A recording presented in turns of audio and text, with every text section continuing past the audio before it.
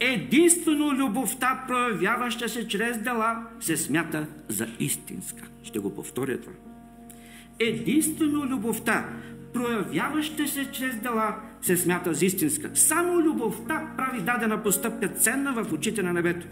Всичко извършено от любов, колкото и дребно да изглежда според човешката оценка, е прието и възнаградено от Бога.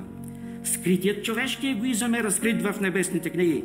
Там са записани неизпълнени задължения към ближните, пренебрегнати изисквания на Спасителя. Там хората ще видят колко често са отдавали на Сатана време, мисли и сили, принадлежащи на Христос. Печално е свидетелството, което ангелите занасят на небето. Когато изследователният съд приключи, съдбата на всички ще бъде определена за живот или за смърт.